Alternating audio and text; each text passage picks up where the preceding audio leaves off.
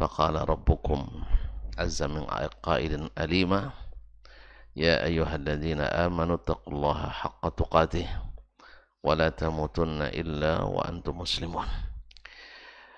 Para hadirin wal hadirat, bapak-bapak dan ibu-ibu, saudara-saudari, alim ulama, jadi pandai, tokoh adat, tokoh masyarakat, baik yang hadir di Masjid At-Taqwa Indo Sakinah wal Mawaddah Pekanbaru, ataupun yang menyaksikan melalui media dimanapun berada. Alhamdulillah, bersyukur kita pagi ini Allah masih mencurahkan rahmat dan karunia-Nya kepada kita, yang pada hari ini di tempat ini kita kembali diizinkannya mengukir prestasi untuk menambah catatan amal kita yang mudah-mudahan membuat kita bahagia di akhirat nanti. Harapan kita kepadanya sangat besar, mudah-mudahan Allah berikan pahala dan imbalan yang besar. Oleh itu mari kita bersyukur, supaya syukur itu bila diterima melahirkan nikmat-nikmat yang baru yang sentiasa membuat kita bersyukur kepadanya. Kaum muslimin, kaum muslimat dirahmati Allah, tentu selawat dan salam sentiasa pula lahir dari hati kita yang paling dalam, mudah-mudahan juga dengan cinta yang mendalam kepada Nabi kita alaihi salatu wassalam. Jasanya kepada kita sungguh besar, tak terkira, tak terhingga, dan tentu kita berharap mudah-mudahan di akhirat Allah izinkan kita mendapatkan darinya syafaat. Semoga selawat bersambung pula kepada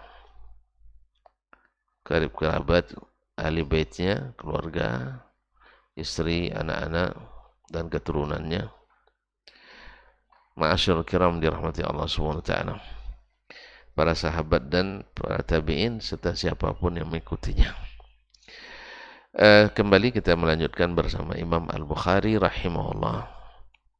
Selesai pada pertemuan sebelumnya bab tentang islahu dzatil bain, bab tentang memperbaiki hubungan antar sesama, hubungan antar sesama.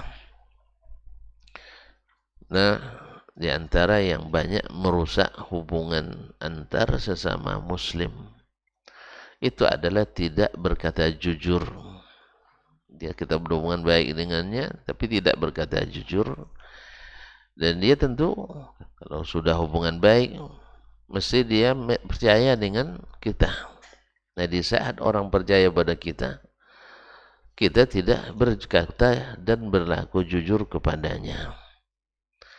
Maka munasabah setelah bab islahu dzatil bain, Imam Al-Bukhari menyebutkan babu idza kadzabta li rajulin huwa laka musaddiq. Bab tentang apabila kamu berdusta kepada seseorang sedang dia percaya kepadamu. Jadi kita berkata dusta kepadanya di saat dia percaya kepada kita. Jadi kan orang yakin pada kita, orang percaya pada kita, lalu kita berdusta kepadanya. Ini ibaratnya ditipu atau didustai oleh orang yang jauh, sakit memang, tapi didustai oleh orang yang dekat itu lebih menyakitkan. Sebab biasanya seperti kata pepatah bahwasanya panah dari orang yang dekat jarang yang tidak tepat sasaran, karena dia tahu di mana titik-titik kelemahan. Oleh sebab itu ketika dia berdusta kepada kita itu sungguh menyakitkan. Nah, ini tidak termasuk adab yang baik, bahkan adab yang tercela sekali, sehingga dimasukkan oleh Imam Al-Bukhari mimbabi atau dalam kitabnya Al-Adab Al-Mufrad. Qala rahimahullah ta'ala haddatsana Haywah ibn Shuraih, telah menceritakan kepada kami Haywah ibn Shuraih al-Hadrami. Qala haddatsana Baqiyah, telah menceritakan kepada kami Baqiyah ibnul Walid. Baqiyah ibnul Walid ini adalah mudallis, rawi dhaif, sehingga riwayat ini didhaifkan oleh para ulama. An Dubarata ibn Malik, dari Dubarah ibn Malik. Dikarenakan Dubarah ibn Malik dinisbatkan pada datuknya, dia namanya adalah Dubarah ibn Abdullah ibn Malik. Dubarah ibn Abdullah ibn Malik, tapi sering disebut dengan Dubarah ibn Malik, seperti Ahmad ibn Yunus. Sebenarnya Ahmad ibn Abdullah ibn Yunus al-Misri, tapi selalu disebut dengan Ahmad ibn Yunus. Biasa orang disebutkan ke datuknya biasa. Misalnya Dasman bin Yahya bin Ma'ali, kadang-kadang disebut Dasman Ma'ali. Nah, coba tengok di Facebook nanti, ada Dasman Ma'ali. Ya, padahal Dasman Yahya Ma'ali. Itu sebagai contoh aja. Kadang-kadang disebutkan nama datuk, karena datuk kita adalah ayah kita. Datuk kita adalah ayah kita. Sebagaimana anak-anak kita adalah anak kita. Nah, banatuna abnauna abnauhum abnauna. Anak-anak laki-laki kita, anak mereka, anak kita sendiri. Karena namanya berikut kan, namanya dikaitkan. Wa banatuna banuhunna abnaur rijalil ajanibi. Sedangkan anak-anak perempuan itu nisbatnya ke orang lain. Tidak percaya? Nah, coba antum nikahkan anak perempuan antum nanti, nikahkan pula anak laki-laki, lalu punya cucu. Yang disebut nama antum pada yang mana? Cucu dari anak perempuan atau cucu dari anak laki-laki? Cucu dari anak laki-laki. Misalnya nama Syekh, saya lupa namanya, Zarkashi, Syekh Imam Zarkashi, Imam ya. Nah, Syekh Imam Zarkashi punya anak satu namanya Fatimah, lalu yang satu namanya Ali. Ali ketika dinikahkan lahir Hasan, akhirnya namanya Hasan bin Ali bin Zarkashi. Sedangkan Fatimah lalu lahir pula anaknya namanya Husain, tapi namanya Husain bin Fatimah, enggak, Husain bin Angkatlah Dasman misalnya, biar tidak payah-payah cari contoh kan. Husain bin Dasman bin Yahya bin Ma'ali, tidak ada tersebut nama Imam Zarkashi. Itulah makna perkataan orang Arab itu, abna'una abna'uhum auladuhum. Udah lupa lagi saya jadinya. Nah, wa banatuna banuhunna abna'ur rijalil ajanibi. Yani anak laki-laki kita adalah anak kita. Tapi anak perempuan kita, anak-anak mereka adalah anak orang lain. Maksudnya dinisbatkan, dinamanya, dinasabnya nama orang lain. Ini akan kentara sekali nanti kalau antum nikah dengan atau saudara-saudara kita, halak kita. Ya, halak kita. Kalau ibunya misalnya, ada Siregar di sini. Ibunya Siregar, lalu bapaknya Domo. Nah, tidak ada, hilang Siregarnya kan? Hilang regarnya. Nah, tapi kalau sempat bapaknya Siregar, ibunya Domo, Siregar dapat, Domo dapat. Nah, jadi oleh sebab itu laki-laki halak kita boleh nikah sama orang Ojo, nasabnya dapat dua-duanya. Tapi kalau sempat perempuannya orang Ojo, perempuannya Siregar, laki-lakinya salah lagi, perempuannya misalnya Siregar, lalu suaminya Domo misalnya, anaknya tidak dapat nasab dalam aturan kita sekarang itu, dalam aturan marga ya, aturan kesukuan. Allah musta'an. Tapi kalau secara agama tetap dapat nasab ke ayahnya. Kaum muslimin, kaum muslimat dirahmati Allah SWT. Jadi maksudnya Dubarah ibn Malik al-Hadrami, namanya Dubarah ibn Abdullah ibn Malik al-Hadrami. An abihi, dari bapaknya itu Abdullah ibn Malik al-Hadrami. An, derajatnya makbul, an Abdurrahman ibn Jubair ibn Nufair, dari Abdurrahman ibn Jubair ibn Nufair juga al-Hadrami. Anna abahu, bahwa bapaknya Jubair ibn Nufair al-Hadrami menceritakan anna Sufyan ibn Usaid al-Hadrami, bahwa Sufyan ibn Usaid al-Hadrami haddathahu, menceritakan kepadanya, annahu sami'a an-nabiyya sallallahu alaihi wasallam, bahwa Nabi sallallahu alaihi wasallam bersabda, kaburat khiyanatan an tuhadditha akhaka hadithan huwa laka musaddiq wa anta lahu kadhib. Sungguh besar pengkhianatan, an tuhadditha akhaka, kamu bercerita kepada saudaramu, hadithan, suatu cerita atau suatu berita, huwa laka musaddiq, dia membenarkanmu, artinya yakin dengan kamu, sudah percaya, sudah mendapatkan kepercayaannya. Orang kalau sudah dapat kepercayaannya, apa saja didengarnya. Naam. Wa anta lahu kazib, tapi sayang kamu berbohong. Ini pengkhianatan besar kaum muslimin dan muslimat, karena dari situ akan terjadi hal-hal yang negatif yang besar.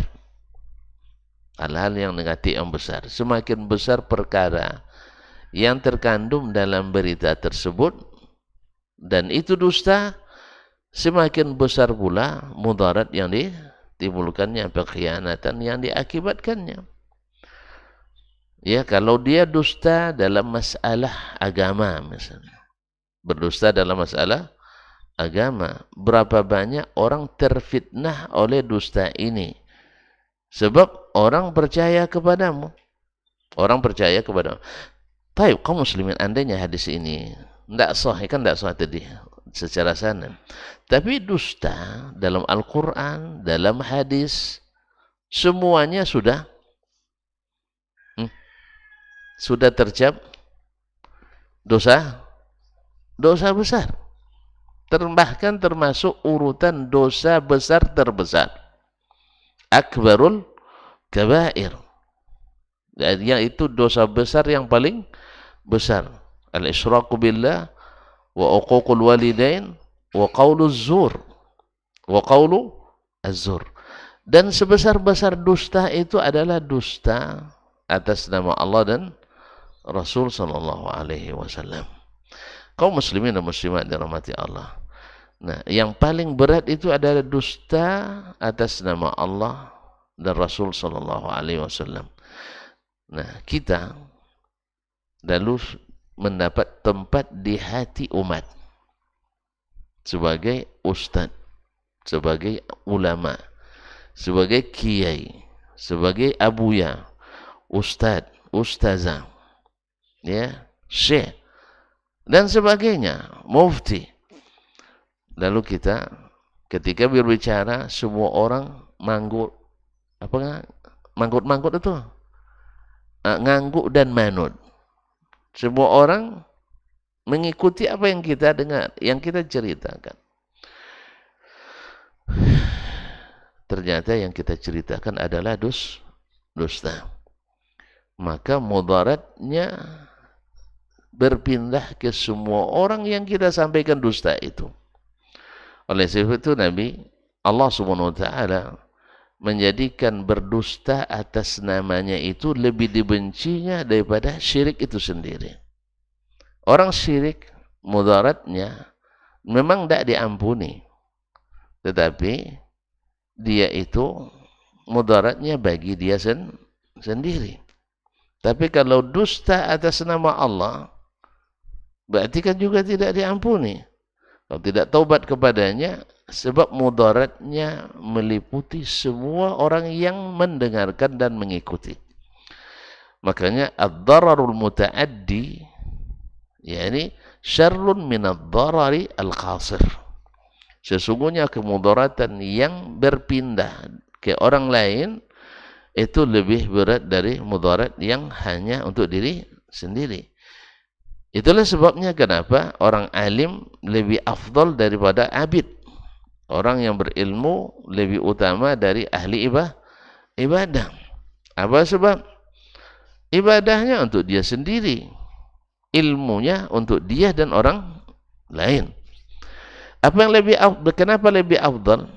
Orang yang baik akhlaknya, sedikit ibadahnya. Lebih baik daripada orang yang banyak ibadahnya, buruk akhlaknya. Kenapa? Karena ibadahnya untuk dia sendiri, sedangkan buruk akhlaknya ditanggung oleh orang lain. Ketika ditanya kepada Ma'ruf Al-Karkhi, seorang ahli ibadah dan zuhud di zaman Imam Ahmad rahimahullah, dia kata, ditanyakan, ayyuhuma ahabbu ilaika, abidun sayyi'ul khuluq au sayyi'ul khuluq au hasanul khuluq la laysa bi'abid. Mana yang lebih kau sukai? Seorang ahli ibadah tapi akhlaknya buruk, daripada orang yang akhlaknya baik tapi tidak dikenal sebagai ahli ibadah. Ini dicatat, maksudnya ahli ibadah di sini ada, kalau sudah sebut dengan abid, dia tidak cukup dengan ibadah-ibadah wajib saja. Bukan maknanya orang itu baik sekali akhlak tapi tidak sholat, bukan itu maksudnya, tidak sholat wajib. Ini kadang-kadang itulah kita itu, kita yang orang itu baik akhlaknya itu, tapi dia tidak berjilbab, mana baik akhlaknya? Dia mempertontonkan aurat ke sana kemarin, mana akhlaknya? Ke Allah dia tidak berakhlak, ke Nabi SAW dia tidak, itu bukan. Maksudnya ahli ibadah yang bukan sekedar yang wajib-wajib, ada kelebihannya di bab itu. Jadi seluruh yang dikatakan misalnya menahan lisan atau menjaga, menghilangkan hasad dalam hati, lebih baik daripada salat, puasa dan sebagainya. Maksudnya bukan salat wajib, tapi adalah salat-salat sunan. Misalnya, innar rajula la yablughu bi husni khuluqihi darajatas sha'imil qa'im. Ya, orang yang baik akhlaknya bisa sampai mendapatkan derajat orang yang suka puasa dan salat malam. Maksudnya bukan salat isya, bukan salat subuh, tapi salat tahajud dan sebagainya. Puasanya bukan puasa Ramadan. Kalau gitu saya baik akhlak aja loh Ustaz, dari Ramadan saya sudah dengan akhlak yang baik ini dah kalah orang puasa, bukan. Jadi mohon dipahami maknanya. Nah, ditanya badannya mana yang lebih baik akhlak. Orang yang baik akhlak ibadahnya tidak terkenal daripada orang yang terkenal ibadahnya akhlaknya buruk. Katanya, saya lebih suka yang baik akhlaknya walaupun bukan ahli ibadah. Apa sebab? Dia ibadahnya dia yang nikmati, buruk akhlaknya saya yang tersakiti, ya kan? Saya yang menanggung. Kita kalau dengan orang buruk akhlak ini, kaum muslimin khususnya dusta ini, nanti kan saya sebutkan contoh tapi tidak sebutkan apa namanya, di antara modelnya akibat daripada dusta yang dipelihara. Ini kan dusta yang dipelihara ini. Orang yang dekat dengan kita pun tidak jujur kita kepadanya, kan dusta yang dipelihara ini. Kaum muslimin dan muslimat dirahmati Allah. Jadi orang yang baik akhlaknya itu, ya walaupun kurang ibadahnya dia yang tanggung, tapi baik akhlaknya saya yang nikmati. Antum mau suka menanggung daripada menikmati? Nih, berapa banyak kita menikmati? Iya. Berapa banyak kita menanggung hasil kerja buruk orang lain akibat dusta kepada kita? Kita yang menanggungnya. Anda pernah merasakan? Apa yang kau rasakan, ku rasakan juga. Orang yang makan, kita yang bayar. Tapi jangan salah paham ya, enggak. Kalau mentraktir kan sudah rela itu. Ini enggak, maksudnya Kalau bahasa kampungnya, orang makan cuwada, awak yang kena getahnya. Awak tidak makan tapi kena getah. Ya selesai dia makan, salaman berkita. Dia makan cuwada, ada konyang lah. Awak yang menanggung getahnya. Paham tuh istilah itu? Dia yang makan, awak yang berutang. Dia yang makan, kita yang berutang. Akibat apa? Akhlak ini. Awak udah percaya, tapi dia tidak jujur. Jelas ya? Betul, masalah dunia lebih ringan. Ini masalah agama. Ini di tertib yang pertama. Berdusta atas nama Allah. Dia itu dah masuk dosa besar yang terbesar. Dosa besar yang terbesar. Jelas kaum muslimin dan muslimat yang rahmati Allah. Nah, ketika orang dapat posisi di bidang agama ini, orang percaya kepada antum, ya, lalu antum dengan mudah berkata bohong kepadanya dalam beragama ini. Tidak kata Allah, antum katakan iya. Iya kata Allah, antum katakan tidak. Ini namanya tidak berkata jujur kepada orang-orang yang percaya kepada kita. Ini sebesar-besar khianat. Nah, makanya orang-orang seperti ini di akhirat saling berlepas diri. Yang diikuti akan berlepas diri. Wa iz tabarra alladhina tubi'u minal ladzina taba'u. Ketika orang-orang diikuti berlepas diri dari yang mengikuti. Kenapa berlepas diri? Ternyata dia tidak jujur. Ia tanggung sendiri. Tapi apakah bisa melepaskan diri? Tidak. Sebab ini orang menuntun. Arinal ladzaini adallana minal jinni wal ins naj'alhuma tahta aqdamina liyakuna minal asfalin. Bawa jin dan manusia yang dulu menyesatkan kami itu, biar kami pijak-pijak supaya dia menjadi orang yang terhina. Coba ya kan. Yang lain doakan lagi, beri dia balasan berlipat, 2 kali lipat.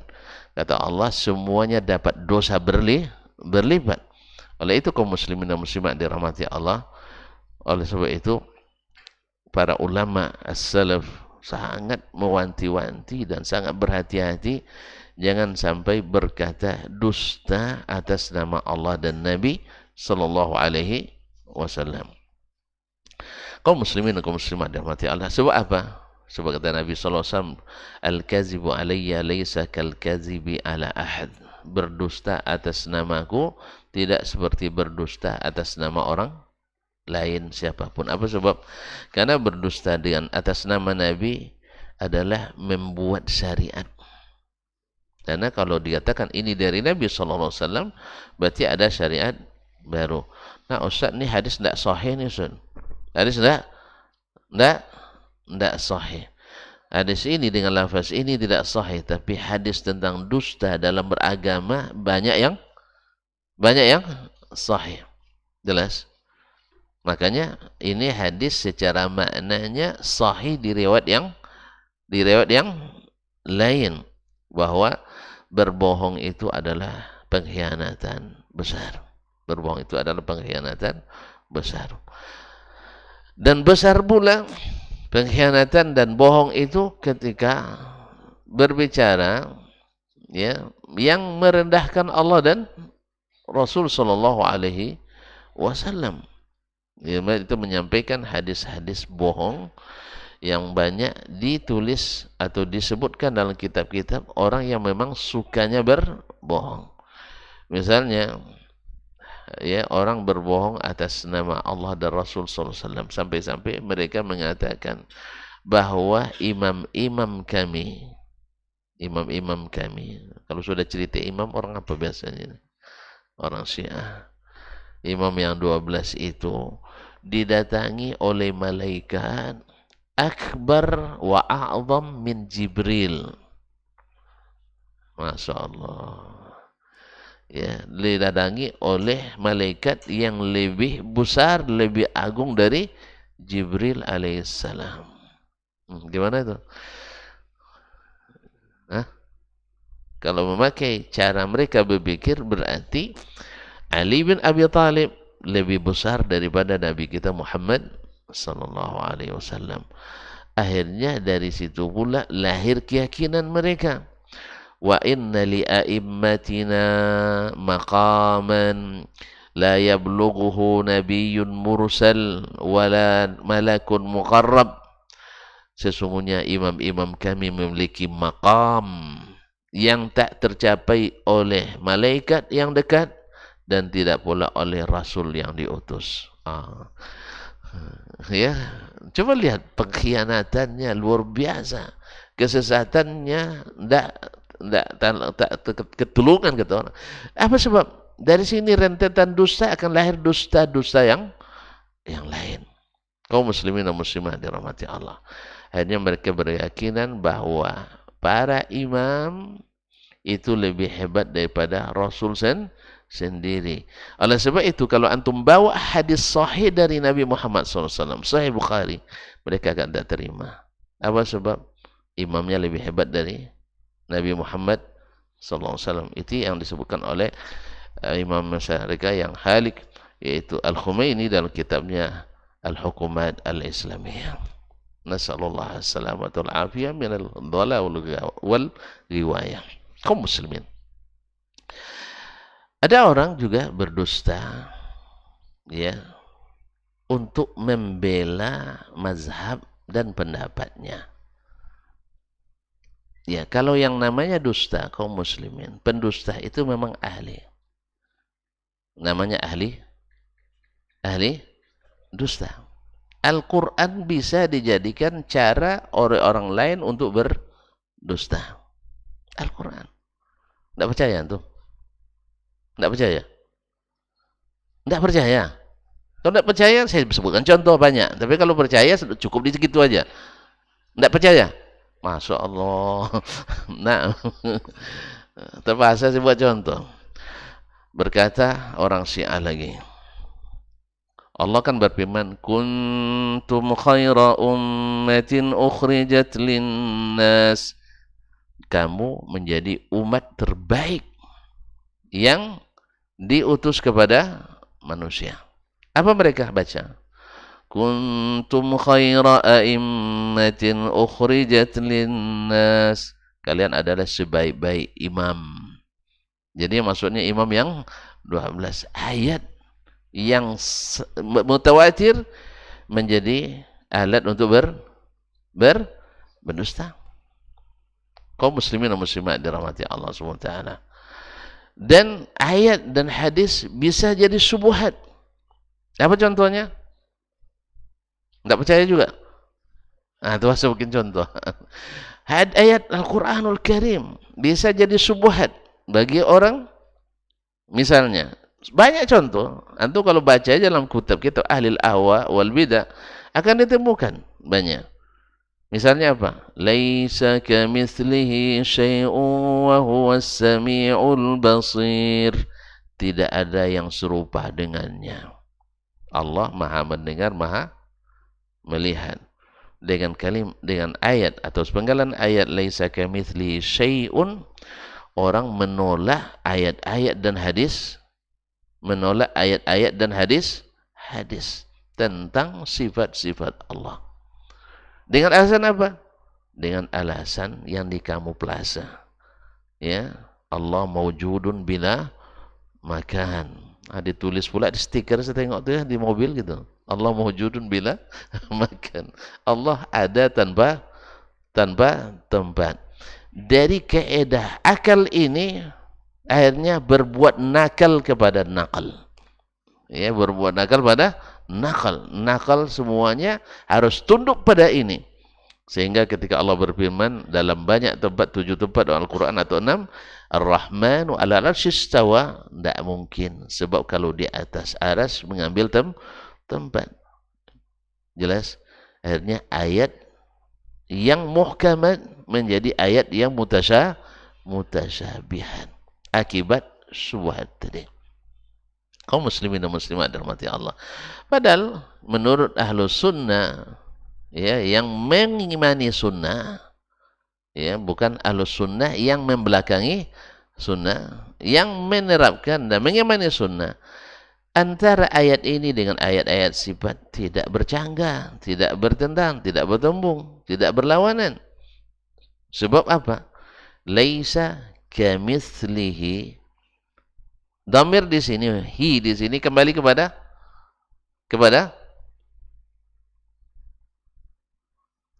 Allah.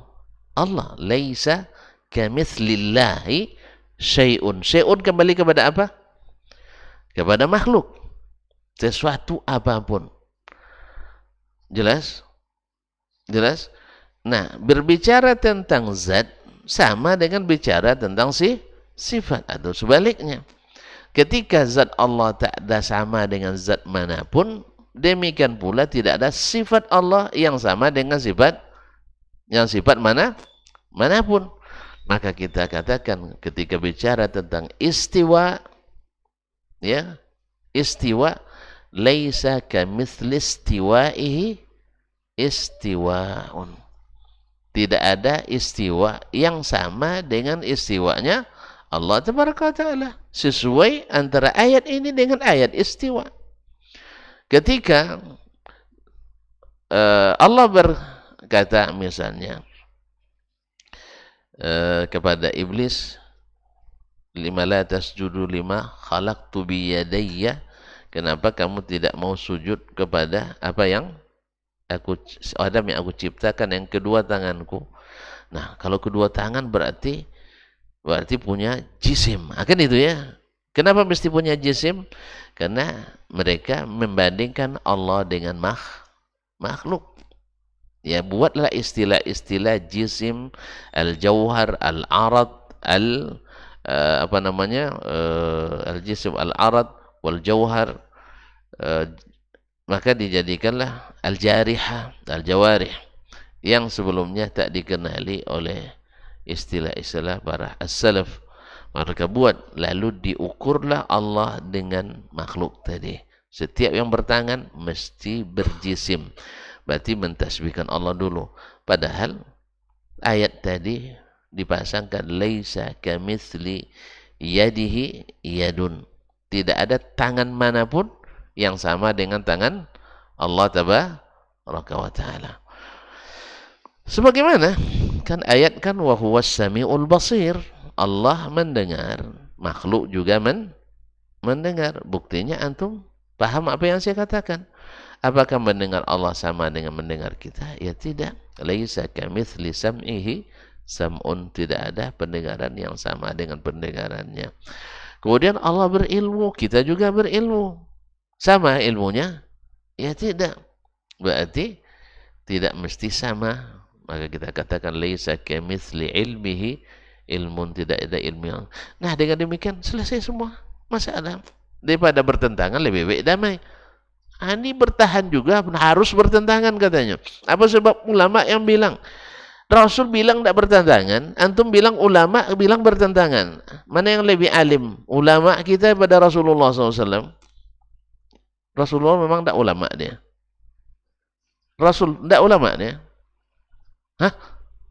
Dia a'lamul ulamanya. Harus mulai kembali kepadanya. Oh, tidak, bahasa Nabi itu bahasa Arabnya beda dengan ulama. Oh, antum ngado-ngado.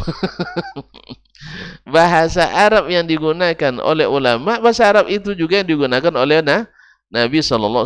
Tapi Nabi lebih hebat bahasa Arabnya daripada ulama manapun. Seperti kata Imam kita Asy-Syafi'i rahimahullah, tak satu pun alim bil lughah, bil lisanil Arab, tak satu pun orang yang alim, yang ulama dalam bidang bahasa Arab, yuhitu bi jami'i lisanil Arab, yang menguasai seluruh bahasa Arab kecuali Nabi kita Muhammad sallallahu alaihi wasallam. Oleh sebab itu Nabi lebih fasih, maka keterangan Nabi lebih sah. Tidak mungkin kita pertentangankan antara bahasa ulama dengan bahasa Nabi alaihi salatu wassalam. Jelas ya? Oleh sebab itu, maka ini termasuk syubhat yang asalnya dari ayat. Ayat tidak salah. Yang salah orang yang memahaminya.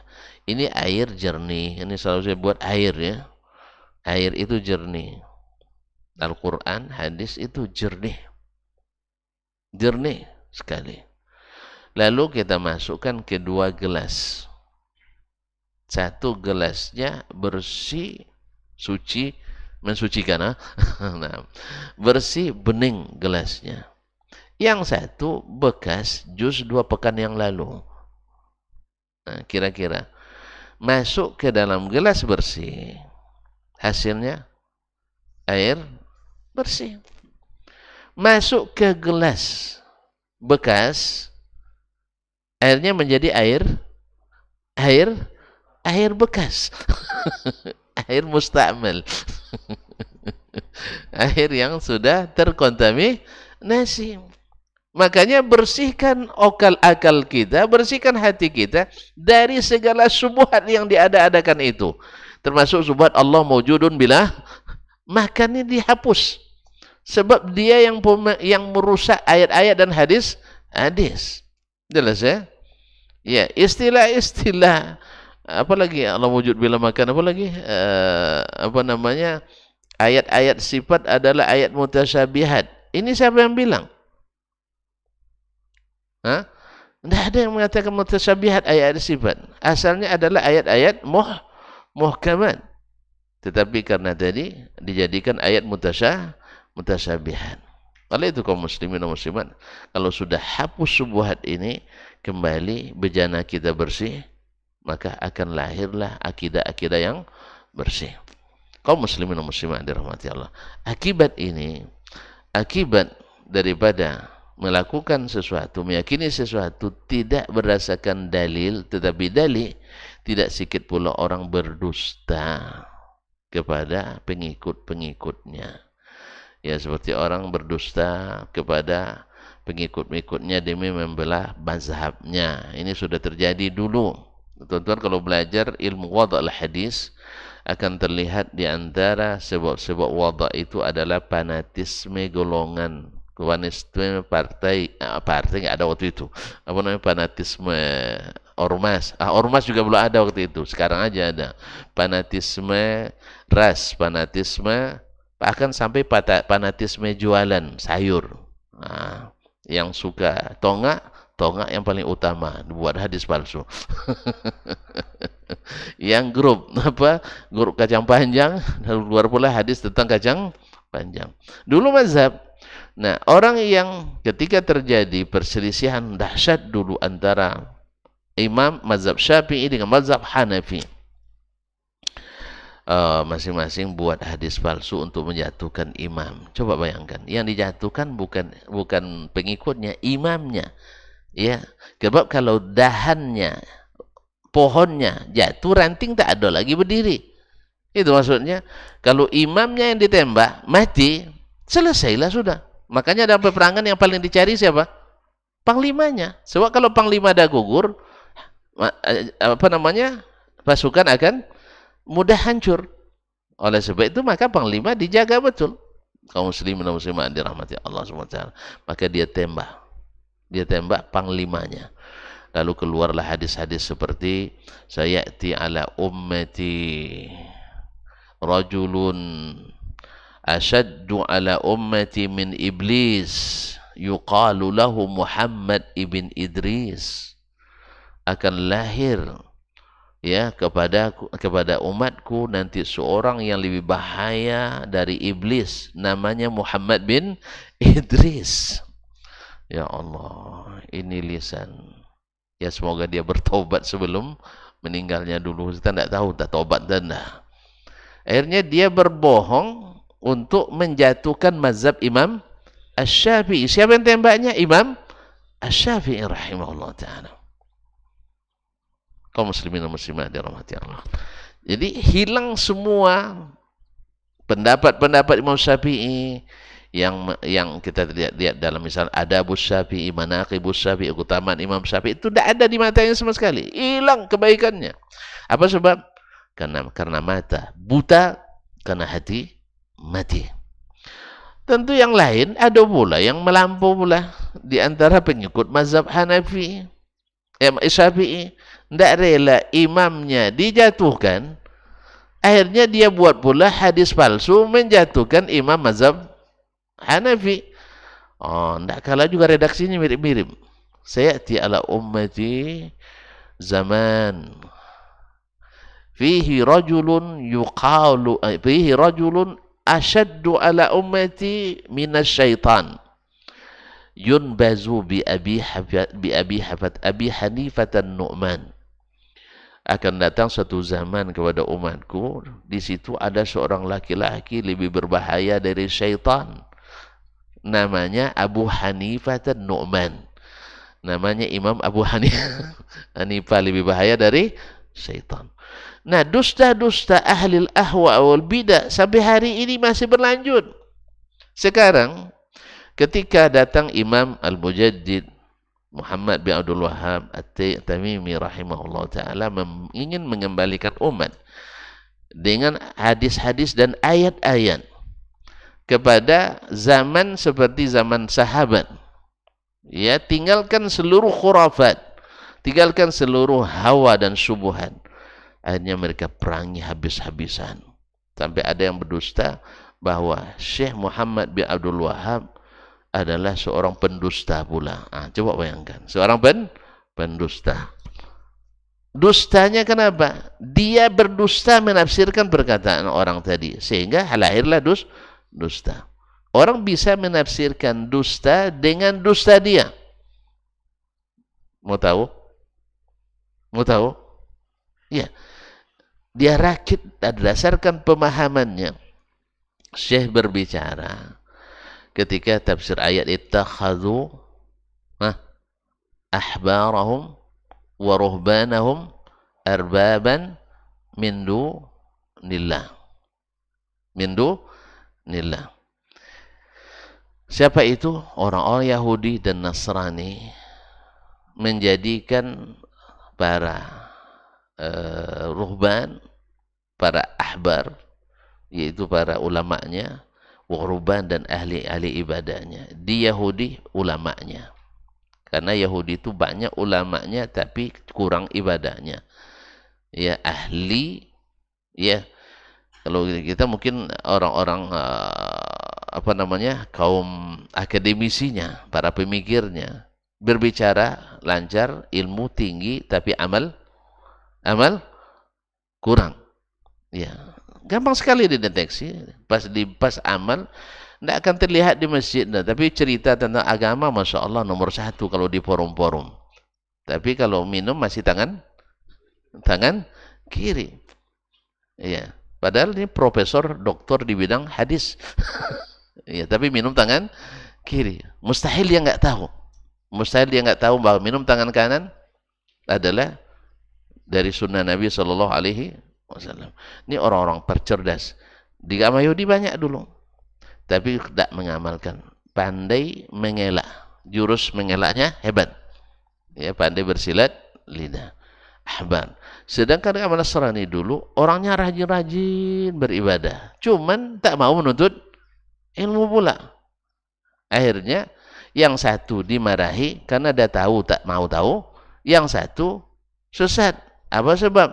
Karena tetap jalan walaupun tak tahu tetap jalan walaupun tak tahu alamat, tanpa ilmu. Akhirnya satu.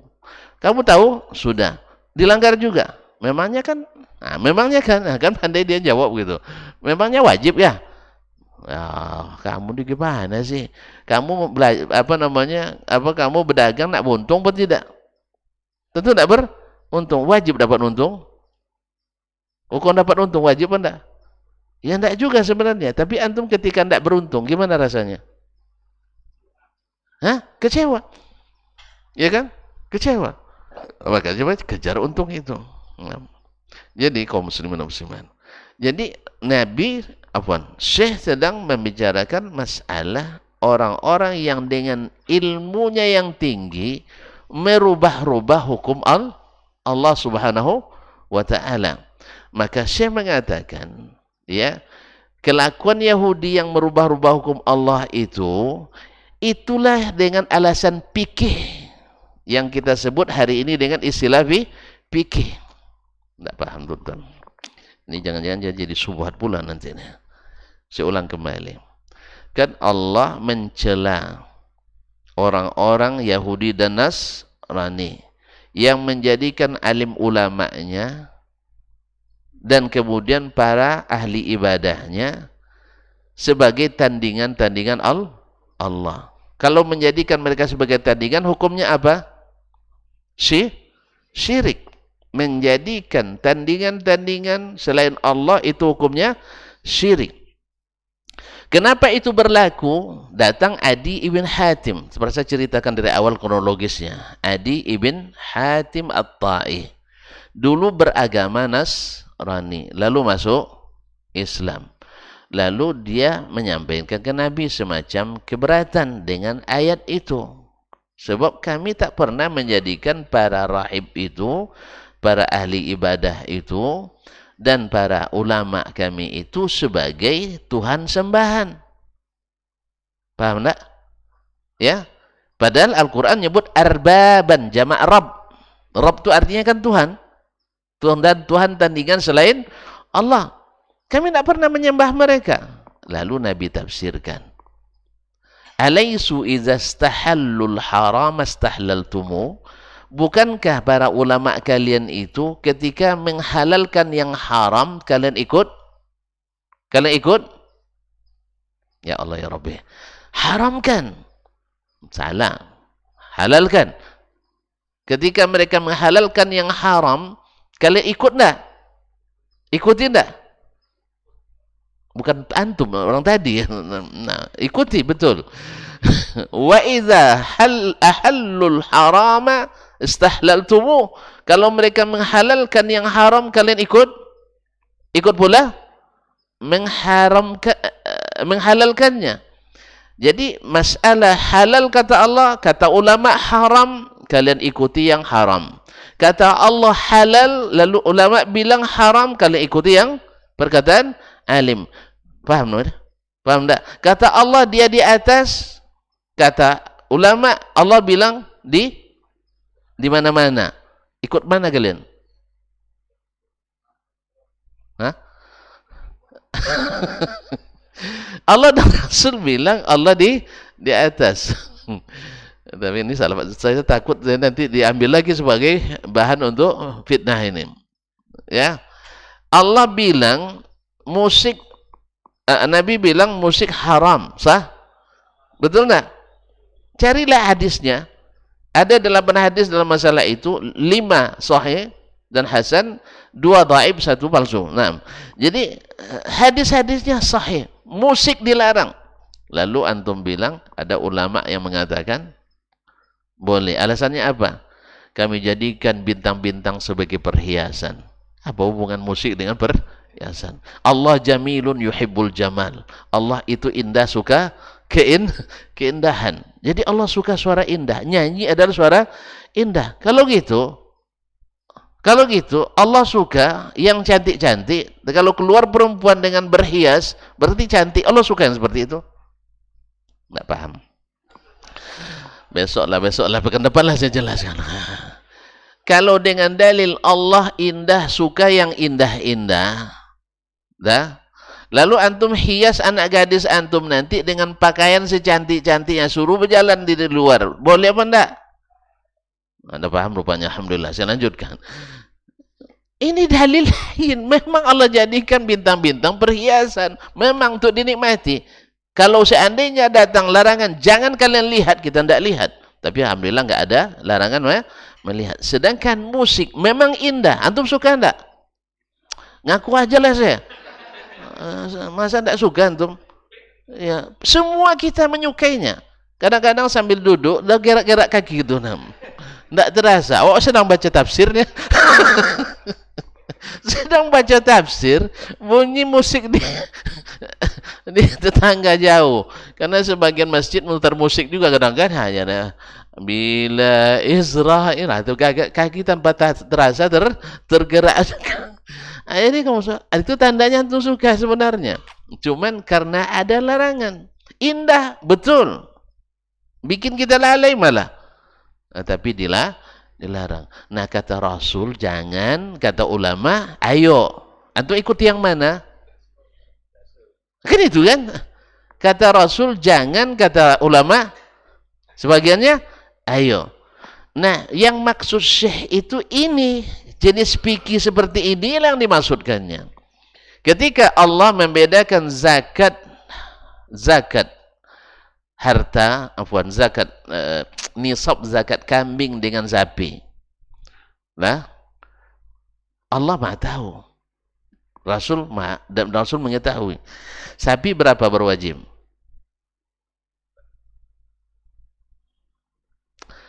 Nggak tahu, nggak ada ulama sini.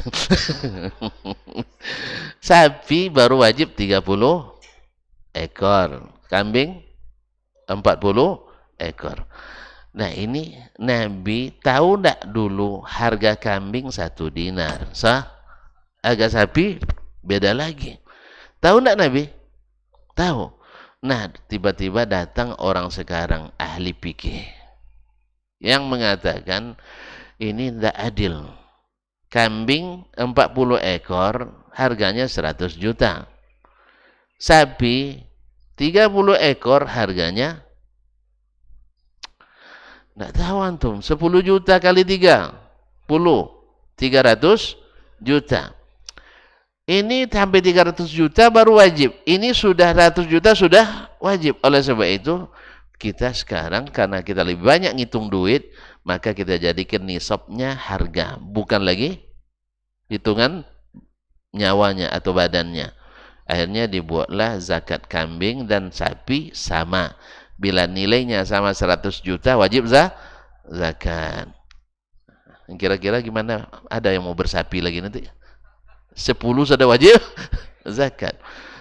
Ya akhi, kalau antum ikuti ini fikih yang kata Imam Muhammad bin Abdul Wahab yang disebut dengan haramnya itu. Dan yang mentaati orang-orang fikih seperti ini, inilah fuqaha syayatin itu, setan-setan itu. Paham? Datanglah seorang yang didengar mempelintir masalah ini, menjadikannya sebagai bahan bahwa dia berdusta atas nama Allah dan Rasul SAW. Saya tidak bisa detail sekarang, nanti akan ada saya detailkan insyaallah taala. Ya, dijadikanlah bahwa Syekh Muhammad bin Abdul Wahab satu tidak mau menghormati fuqaha mazhab. Padahal dia bicara konteksnya apa tadi? Konteksnya apa tadi? Yaitu orang-orang yang dengan alasan fikih merubah-rubah hukum Allah, merubah-rubah hukum Rasulullah. Nah, setuju antum diulang yang seperti ini syaitan? Hah? Tidak masuk hadis. Ulang di awal. Saya ulang. Qala al-Imam al-Bukhari rahimahullah. Tidak masuk hadis nampaknya. Kan dari awal saya sudah bilang. Sesatnya Yahudi karena taat pada ahli-ahli ilmunya, ulama-ulamanya. Mereka dengan dulu di dalam mazhab Bani Israel ada nama ilmu fikih? Ada nama ilmu fikih? Namanya istilah fikih ada. Bacalah dulu sejarah Yahudi. Dengan istilah ilmu fikih dan usul fikih hanya ada dalam Islam. Tetapi yang hakikatnya ada apa tidak? Ada apa enggak? Ada. Mereka memahami nas dengan cara ini, namanya itu fikih dalam istilah kita. Nah, ketika keahlian itu digunakan untuk merubah-rubah hukum Allah atas nama apa tadi? Atas nama fikih, atas nama hukum fikih, kan ya? Saya ulang lagi. Menyamakan nisab zakat hewan sapi dengan kambing atas nama apa tadi? Atas nama fikih. Nah, fikih yang seperti inilah yang disebut oleh imam itu membawa kepada kesyirikan. Jelas? Jadi yang suka berdusta tadi jadikan ini alat untuk mengatakan berdusta. Paham tak? Paham? Akhirnya siapa yang dusta?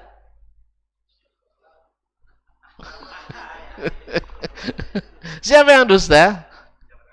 Yang mengarang ini yang mengatakan Syekh Muhammad bin Abdul Wahab berdusta karena konteks beliau bukan menghina ulama fikih, bukan menghina fikih, tetapi fikih tertentu, yaitu yang menjadikannya tandingan selain Allah, merubah hukum Allah. Sedangkan fuqaha seperti Imam Malik, Imam Abu Hanifah, Imam Asy-Syafi'i yang selalu berdalil pada Al-Quran dan Sunnah, mengikuti pemahaman as-salafus salih, itu masuk syaitan? Enggak. Bukan ini yang dimaksud oleh Syekh.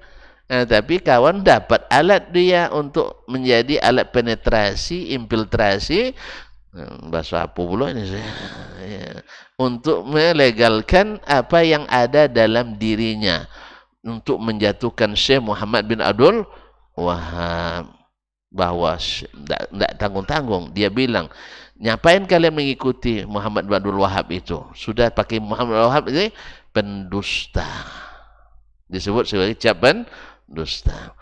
Ternyata yang dusta di sini siapa? Yang menuduh berdusta. Ya, apa sebab? Dia memplesetkan apa yang dimaksud oleh Syekh dengan apa yang niat buruk yang ada dalam dirinya. Makanya kalau orang yang suka lisannya berdusta, apapun bisa dijadikan alat untuk berdusta. Lalu dia katakan tidak ada dia dipuji oleh ulama-ulama Hanabilah dalam kitab-kitab Tabaqatul Hanabilah. Kaum muslimin dan muslimat yang dirahmati Allah, ya, kitab-kitab Tabaqatul Hanabilah itu dikarang sebelum Syekh lahir pada umumnya. Tentu masuk pula. Hah? Masuk enggak? Enggak kan masuk. Kan Tabaqatul Hanabilah itu ditulis oleh, misalnya oleh Ibnu Abdul Hadi, Ibnu Jauzi, kemudian zelnya oleh Ibnu Abdul Hadi dan sebagainya. Itu rata-rata ditulis sebelum Syekh Muhammad bin Abdul Wahab lahir. Antum cari di situ tak akan ketemu. Tapi mendengar si pendusta ini mengatakan itu, orang tentu manggut-manggut karena pasih menyebutkan nama-nama kitab. Antum ketika dia sebut Tabaqatul Hanabilah, oh iya juga ya, enggak ada kan. Antum kan enggak baca bukunya. Kan enggak? Ya kan? Mungkin beliau lebih pasih menyebutnya daripada antum sendiri. Akhirnya terbaca, oh iya, ilmiah sekali. Ya antum periksa dalam kitab yang saya belum lahir ditulisnya, takkan ketemu lah namanya. Nah, tapi kalau sempat sudah lahir, tersebut namanya. Saya aja tersebut dalam kitab yang ditulis abad ke-6. Tonton kan tidak tahu. Nanti kalau tidak tahu, bilang nggak ada. Ada nama saya dalam kitab. Iya ada. Iya, cari nanti dalam kitab Al-Ihata bi Akhbari Gernata. Juz 2 halaman 382. Cari ya. Namanya Abu Bakar bin Dasman. Ya. Awak terlambat pula tahu setelah anak dikasih nama Abdurrahman, Abdul Aziz, Uzama. Kalau sempat sebelumnya, ya dah tahu, saya kasih yang pertama Abu Bakar, yang dua Umar. Jadi nanti tersebut lagi Abu Bakar bin Dasman. Yang kedua, orang-orang yang menulis di zaman kita pada umumnya enggan menyebut nama kita kecuali memang murid-murid kita, sah? Ya, antum kan nulis kita kan tidak mau nuliskan nama saya masih kan? Lain beda pahamnya ini, walaupun semazhab Syafi'i. Iya kan? Mohon maaf ini yang menulis misalnya. Tapi kalau antum nak mencari penulis yang menulis setelah beliau, jangankan mazhab Hambali, penulis Syafi'i pun, mazhab Syafi'i seperti Al-Yafi Al-Yamani, itu menulis tentang beliau dengan pujian yang Masya Allah. Az-Zirikli dalam Al-Alam menulis tentang beliau. Nanti saya sebutkan di sini, atau tidak mau mendengarkan. Ini masalah ini anak coming soon, insyaallah. Tunggu dengan mainnya. Jadi kaum muslimin, ini tentang dusta kepada orang yang orang percaya pada kita. Ini para pengikut akan ngekor semua. Oh ternyata Syekh Muhammad bin Abdul Wahab itu dusta. Ternyata yang berdusta adalah yang menuduh berdusta. Syekh tidak pernah mengatakan ilmu fikih itu syirik kecuali dengan konteks ini. Jelas? Makanya harus dipahami. Ini kadang-kadang itulah anak nangis nak buat acara ulang tahun. Orang-orang itu semua orang tahun semua. Terus saya tidak pernah ulang tahun, tidak tahu saya. Happy birthday to you. Tidak pernah. Syukurlah. Nangis anak kita. Ayah tak senang kelahiran saya katanya. Tafsir benar apa salah ini? Tafsir keliru gitu. Jadi kadang-kadang itu yang digunakan untuk alat penetrasi tadi, alat untuk infiltrasi tadi. Jadi orang diisi dengan sesuatu yang meledak-ledak gitu. Siapa yang tidak merayakan kelahiran anaknya berarti tidak gembira dengan lahir anaknya. Nah, sampai nanti siapa yang tidak merayakan Maulid Nabi berarti tidak gembira dengan kelahiran Nabi. Mana dalih? Antara perayaan dengan suka tidak suka lahiran anak itu masalah lain, berbeda. Antum udah punya anak? Nyesal anak lahir? Terus tanda antum tidak nyesal, bikin acara maulid anaknya. Nah, itu bisa. Enggak lah, beda, dua masalah yang berbeda. Ya, saya tidak melakukannya karena dia bukan tradisi saya. Bukan tradisi orang Melayu pun, dan bukan juga tradisi umat Islam. Kalau tidak percaya, coba tengok. Ayah abang dulu ada happy berdua. Tidak ada. Tidak ada kita. Berarti bukan budaya kita. Datang melalui budaya orang Belanda dulu masuk ke sini. Budaya Portugal, budaya Inggris. Kemudian budaya televisi yang masuk ke kita. Nah, siapa yang melakukannya? Melakukan pelanggaran sebenarnya terhadap agama dan budayanya. Tapi karena tidak ada yang mengingkari, ustaz-ustaz pun ikut juga. Ya kan? Diubah aja bahasanya dari happy birthday menjadi barakallahu fi umrik. Barakallahu fi umrik. Akhirnya ikut-ikutan semua. Kalau sudah ikut-ikutan semua tadilah. Jadi ikhwan, akhwat yang dirahmati Allah SWT, ini termasuk dusta yang dipelihara. Terlalu dibuat-buat sehingga orang percaya, menimbulkan fitnah. Padahal dengan jelas dan tegas dari perkataan beliau, ya, dari kitab-kitabnya, dari pendapat-pendapatnya, menghormati, mengutip seluruh ulama mazhab, dan juga masalah dia pakai atau tidak pakai, yang jelas dia lebih pandai bahasa Arab daripada yang mengatakan itu. Dia lebih pandai, lebih paham, duluan hafal Quran dari yang mengatakan itu. Ya, dan kitab-kitabnya lebih banyak daripada yang mengatakan itu, dan isinya ada Al-Quran dan Sunnah Nabi dan perkataan para ulama fuqaha. Nah, oleh sebab itu yang membaca tentu paham, yang beragama tentu paham. Yang sayangnya yang mengekor akhirnya menjadi fanatis, akhirnya memfitnah ke sana ke sini. Dari perkataan itu lahir fitnah-fitnah berkelanjutan. Semoga Allah memaafkan. Didoakan dapat hidayah, malah marah pula. Didoakan dapat hidayah, marah. Ada memang orang, ya, ada memang orang kalau kita doakan semoga antum dapat hidayah, marah dia. Antum memangnya saya kira orang sesat katanya. Nah, kalau gitu tidak usah didoakan. Tidak usah nah, kalau dia marah didoakan dapat hidayah, berarti dia tidak merasa sesat. Karena memang tak pernah satu pun orang sesat sengaja untuk sesat. Tidak ada, Ustaz. Nawaitu an adillah lillahi ta'ala, enggak ada. Oleh sebab itu seluruh golongan yang sesat akan menganggap orang lain yang tersesat. Orang yang tersesat. Nah, oleh sebab itu maka kata Nabi SAW, balik ke pangkal jalan Al-Quran dan Sunnah. Antum nak tahu seseorang itu, lihat di mauqifnya, cara dia bersikap pada Al-Quran dan Sunnah. Lalu dia katakan, ini perkataan Allah dan Rasul, tapi ulama mengatakan begini. Berarti manhajnya kena ini. Abdullah bin Abbas dulu menyampaikan qala Rasulullah SAW, lalu ada yang bilang, ya Syekh Abu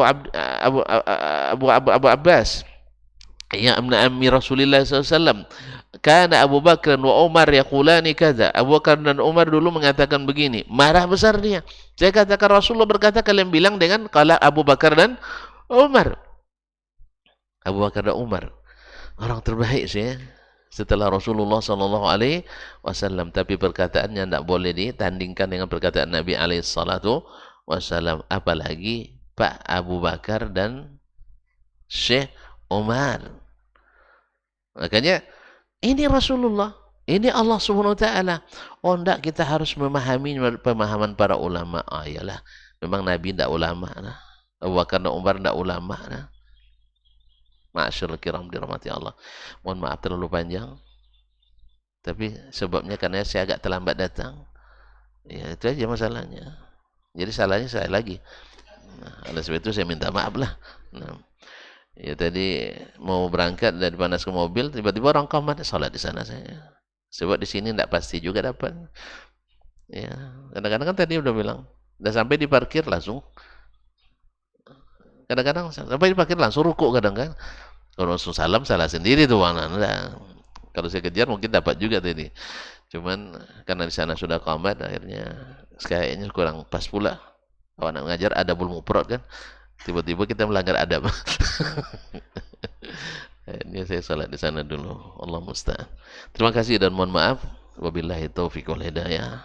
Sebenarnya masih banyak lagi. Bisa tersambung nanti. Ya, insya Allah kita sambung. Kayaknya ada yang masih menggantung nampaknya.